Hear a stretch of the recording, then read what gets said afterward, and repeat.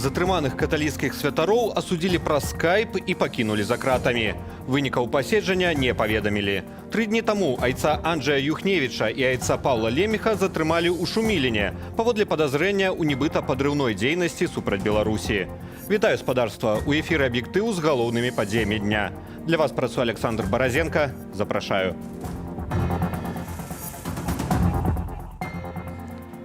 Беларуская база для расійскай ядравай зброі. Рэжымы Путина и Лукашенки працягваюць ядравы шантаж.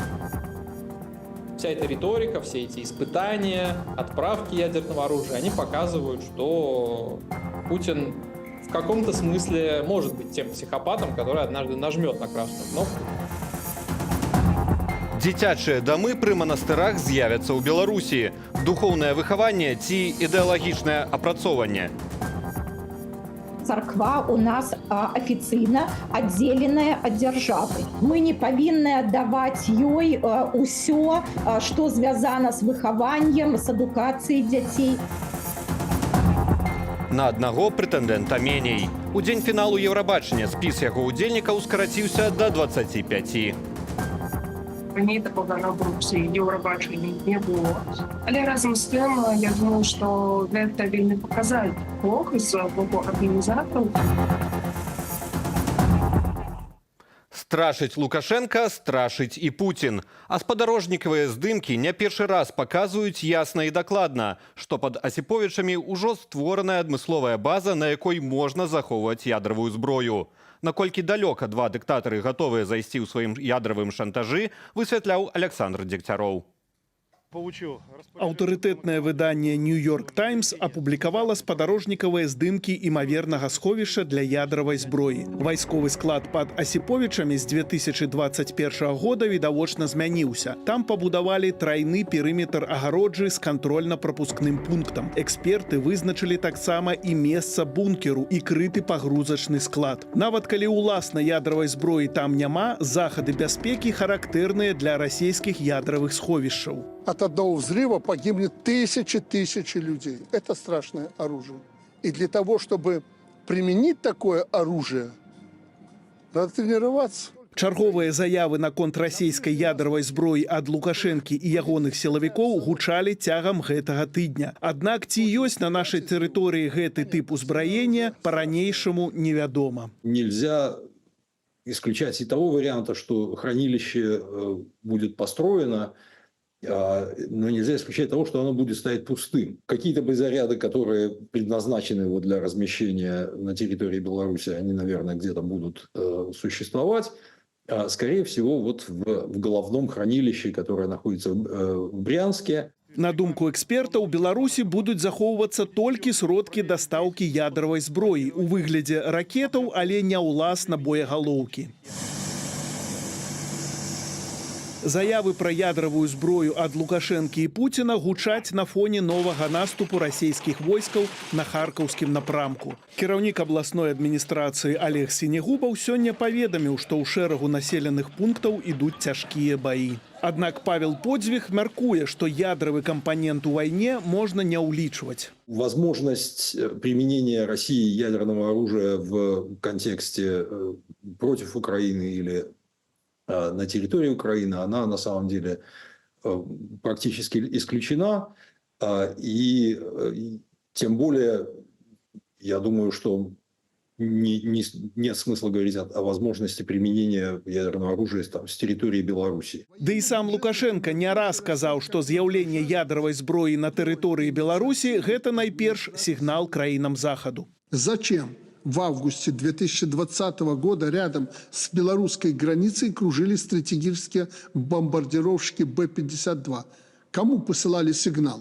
Праз некалькі месяцаў пасля такіх заяваў прэзідэнт Польшы Анджэй Дуда заявіў, што ягоная краіна гатовая размясціць у сябе амерыканскую ядравую зброю. Вайсковы аналітык Ян Мацвеяў зазначае, што супольныя манеўры двух дыктатараў адбываюцца пад пільным позіркам краінаў НАТО. Они планы свои подстраивают, ведут дополнительную разведку и в том числе усиление группировки стран НАТО в странах Балтии, в Польше. С этим тоже связаны. Як зазначаюць эксперты, ядравы шантаж у бок захаду будзе працягвацца, бо гэта адзін са сродкаў ціскаў, што засталіся ў Расіі і Беларусі. Вся эта риторика, все эти испытания, отправки ядерного оружия, они показывают, что Путин в каком-то смысле может быть тем психопатом, который однажды нажмет на красную кнопку, и, конечно, это все учитывают. Пацверджанне гэтаму апошняе інтэрв'ю Пуціна расійскаму прапагандысту Дзмітрыю Кісялёву. У ім гаспадар Крамля заявіў, што з вайскова-тэхнічнага гледзяча Расія гатовая да ядравай вайны. Александр Дегтяров, Белсат. Бункеры, супрацьтанкавыя равы і загароды. Польша пачынае працу над фартыфікацыяй усходняй мяжы. Пра гэта паведаміў сёння прэм'ер-міністр краіны Дональд Туск падчас наведвання пазіцыяў вайскова-аператыўнай групы Падляша на мяжы з Беларусю. Mówimy o operacji nielegalnej migracji, ale tak... Мы кажам пра ціск ад нелегальнай міграцыі, але насамрэч мы маем справу з развіццём гібриднай вайны. Я хачу, каб не было тут ніякіх сумневаў. Краіна з усё больш агрэсіўнымі намерамі ў дачыненні Польшчы, якой ёсць Беларусь, суарганізуе гэтую практыку на польскай мяжы. Нелегальная міграцыя і агрэсія Расіі супраць Украіны пагражаюць бяспецы не толькі Польшы, але і ўсяго еўрапейскага звязу, падкрэсліў Туск. Польскі прэм'ер выказаў упэўненасць, што ў фінансаванні пабудовы фартыфікацыяў возьмуць удзел і іншыя краіны, і паабяцаў не ашчаджаць на гэтым.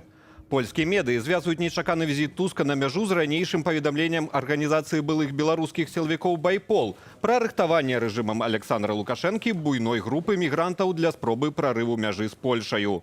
Днём раней польскі прэм'ер заявіў пра стварэнне спецыяльнай камісіі, каб расследаваць уплыў Расіі і Беларусі на сітуацыю ў краіне. Пры беларускіх манастырах адкрыюцца дзіцячыя дамы. Для нашай краіны гэта новая з'ява, але ўсходнія суседзі ўжо маюць такі досвед. І ён не станоўчы. Навошта ж рэжым Лукашэнка хоча пайсці неадназначным шляхам? У тэме разбіралася Аліна Скрабунова. Дзіцячыя дамы маюць з'явіцца пры манастырах. Там будуць жыць дзеці ўзростам ад 3 до 18 гадоў. Адпаведную пастанову Міністэрства адукацыі апублікаваў нацыянальны прававы партал. Незразумела, што чакаць, бо гэтага ніколі не было і яго і не магло быць, бо адкуль пры манастырах ёсць педагогі, псіхолагі, сацыяльныя работнікі. Іх жа там няма. Ідэю манастырскіх дзіцячых дамоў яшчэ год таму кіраўніцтву Беларускай праваслаўнай царквы падказала старшыня Савету Рэспублікі Наталья Качанова. Сёння я хочу даць старт праекту, які мяне крануў да глыбіні душы. У хадзе майго візіту ў Маскву мы дамовіліся са старшынёй Савету Федэрацыі Валянцінай Івановнай Матвіенкай, што наведаем Пакроўскі манастыр. Матушка Феафанія нам паказала прытулак для дзяцей, чые бацькі пазбаўленыя бацькоўскіх правоў. Практыка ствараць дзіцячыя дамы пры манастырах у Расіі невялікая і супярэчлівая, кажа працаўнік Брэменскага універсітэту Мікалай Мітрохін. Калі ў 90-е гады такія прытулкі дапамагалі ратаваць дзяцей ад жабрацтва, то цяпер іхная функцыя выключна негатыўная, зазначае эксперт. Мне, в том числе напрямую, в том числе люди, занимавшие ответственные посты там, епархиального уровня, рассказывали, что это, мол, какой-то ужас, и там детей насилуют, некоторые даже детские дома превратились в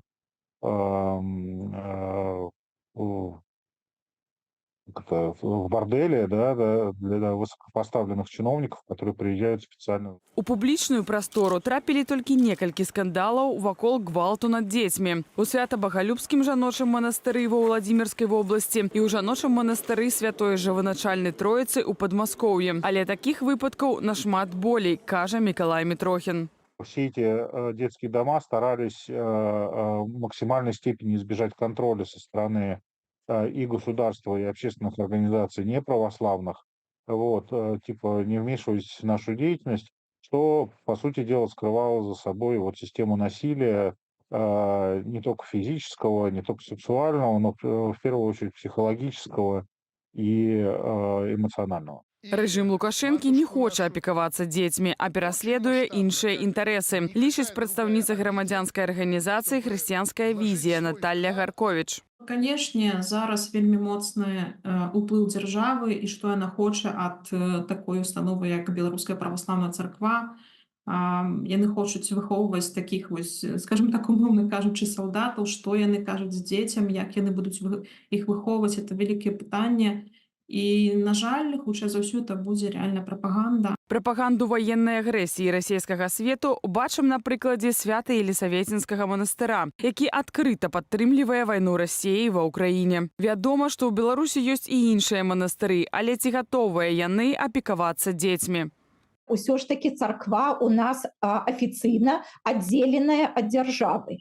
Так, яна можа прымаць удзел у грамадскіх справах, але ўсё ж таки, гэта не павінны, мы не павінны аддаваць ёй усё, што звязана з выхаваннем, з адукацыяй дзяцей. У пастанове Міністэрства адукацыі адзначаецца, што пры накіраванні ў манастырскія дзіцячыя дамы будуць улічваць стаўленне дзяцей да рэлігіі. Дзеці не выбіралі такую установу, як дарослыя людзі, як монахі. І няма, скажем, падстава улічыць, што нейкімі іншымі прынцыпамі будуць выхоўваць гэтых дзяцей, чым гэта, прадугледжваецца манастырскай, не то, што там супер вельмі строга, але досведа выхавання сямейнага ў гэтых людзей монахаў няма. У Беларусі больш за 15 тысяч дзяцей-сіротаў. Каля 80% з іх жывуць не ў традыцыйных дзіцячых дамах, а на так званых сямейных формах выхавання. Пасля выбараў 2020 года дзяцей сталі адбіраць у бацькоў, у тым ліку з палітычных прычынаў. Аліна Скрабунова, Белсат. Назіраць за хадою выбарчай кампаніі онлайн. За 2 тыдні да пачатку галасавання распачаў сваю працу праект, прысвечаны хадзе выбараў новага складу каардынацыйнай рады. Распрацавалі старонку валанцёры кампаніі «Кадравы резерв», якія пажадалі застацца ананімнымі. До нас звярнулася група удзельнікаў кадравого рэзерву, якія хацелі бы рэалізаваць ініцыятыву, накіраваную на падтрымку працэса выбараў у каардынацыйную раду. Асноўная задача дапамагчы патэнцыйным выбарцам разабрацца ў праграмах і складзе выбарчых спісаў і таксама зрабіць папярэдні выбар, замерыць, так бы мовіць, рэйтынг на этапе агітацыйнай кампаніі.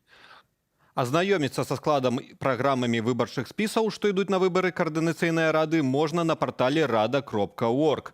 Ёсць магчымасць таксама прааналізаваць агітацыйную і медыйную актыўнасць кандыдатаў. А галоўнае – прыняць удзел у папярэднім рэйтынгавым галасаванні. На гэты момант сваіх фаварытаў назвалі каля 700 асобаў. Лідаруе кааліцыя «Каманда Латушкі» і «Рух за свабоду». У тройцы лідараў таксама спіс «Хопіць баяцца» Тацяны Мартынавай і блок Пракоп'ева-Ягорава. Аўтары старонкі падкрэсліваюць, што галасаванне мае на мэце выключна замер актуальных упадабанняў патэнцыйных выбарнікаў і не ёсць афіцыйным. Выбары ў каардынацыйную раду новага склікання адбудуцца цягам 3 дзён з 25 да 27 траўня.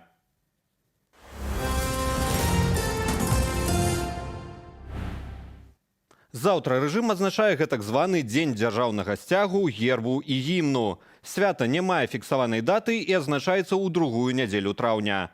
У выходны дзень, як на працу, на вуліцы выводзяць дзяржаўных службоўцаў і бюджэтнікаў. А дзяржмедыі тыражуюць фота і відэа флэшмобаў, танцаў і песень сумнеўнай мастацкай значнасці. Як прапаганда намагаецца навязаць свае сімвалы беларусам, Андрей Сульжыц. Всем привет! С праздником! С Днем государственного флага, герба и гимна!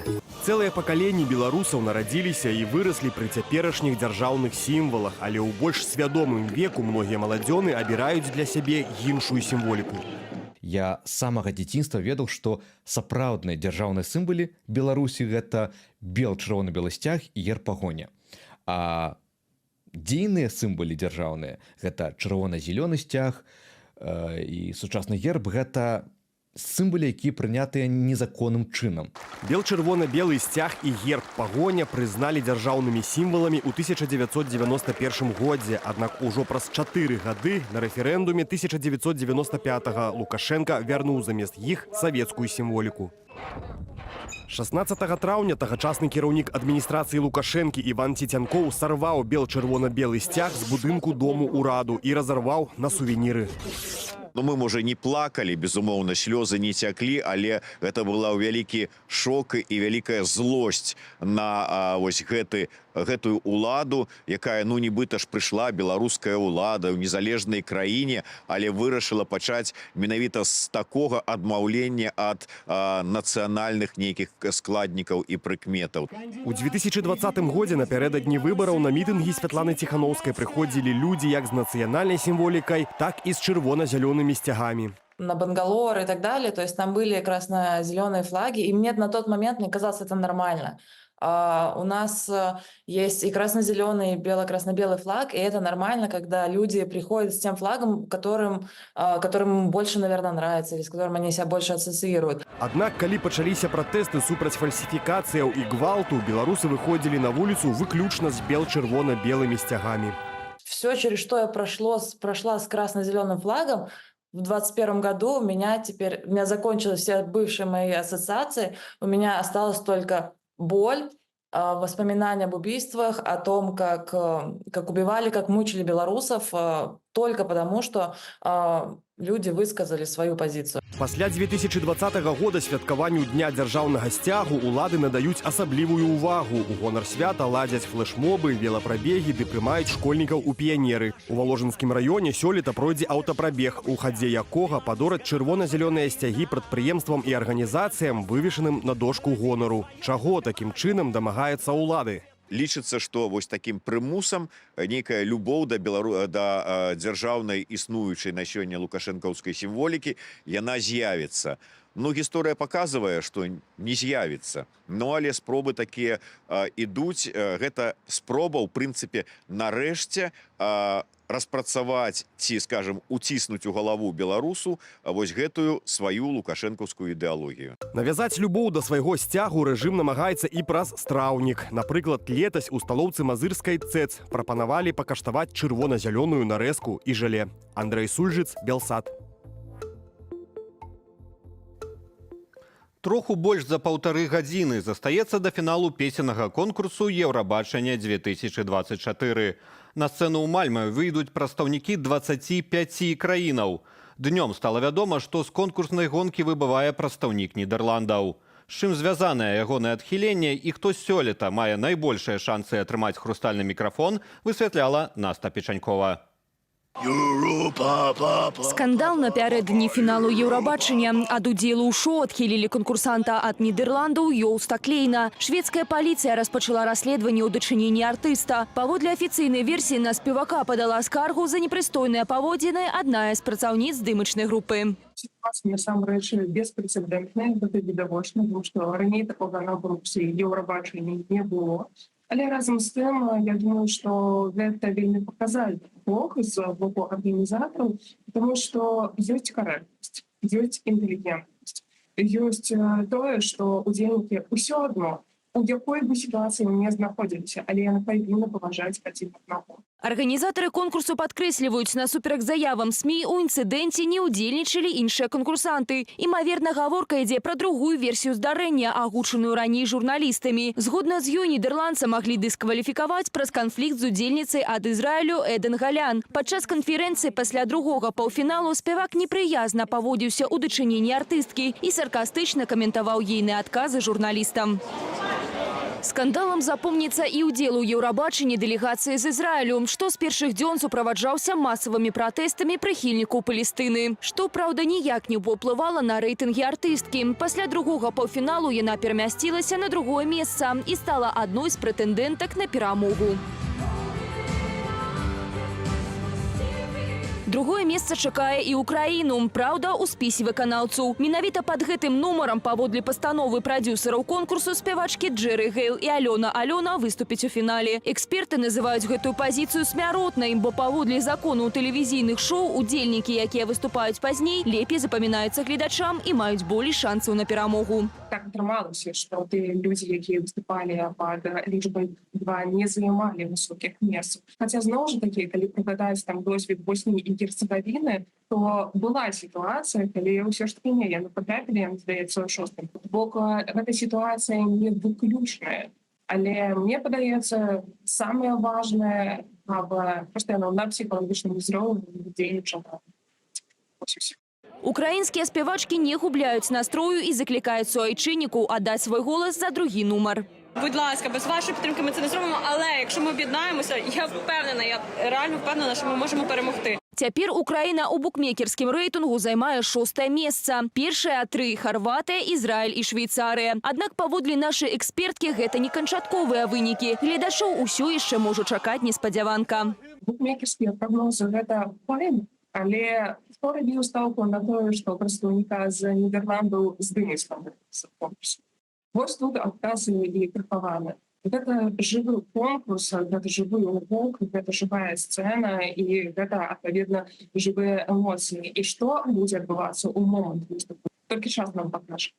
Фінал конкурсу адбудзецца о 22 гадзіне мінскага часу. За галоўны прыз хрустальны мікрафон пазмагаюцца 25 краінаў. Прагаласаваць можна на сайце esc.vote, а паглядзець трансляцыю, калі вы ў Беларусі, на афіцыйным YouTube-канале конкурсу Eurovision Song Contest.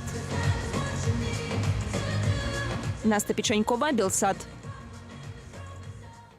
Жыхары паўночнага паўшар'я зямлі гэтай ноччу маглі стаць сведкамі надзвычай моцнага палярнага зяння. З прычыны моцных выбліскаў на сонцы і геамагнітных бураў каляровыя начныя пералівы ў небе назіраліся не толькі ў рэгіёнах блізкіх да палярнага кругу, але і ў нетыповых ад Флорыды да Швейцарыі і Беларусі. Паназіраць за рэдкім у нашых шыротах з'яваю вы маеце шанец і сёння, калі вядома ж, неба не будзе зацягнутае хмарамі. Не прапусціце. А пакуль наш матэрыял без каментара.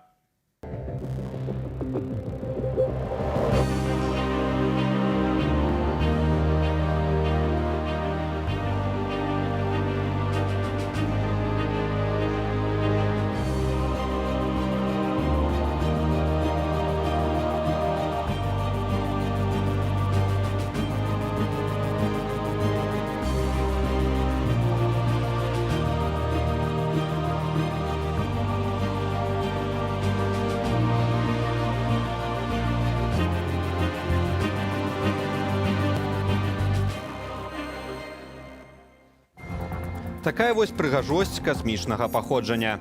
І гэта ўсе навіны ў сённяшнім аб'ектыве. З вами быў Александр Баразенко. Дзякую, што застаецеся з Белсатам.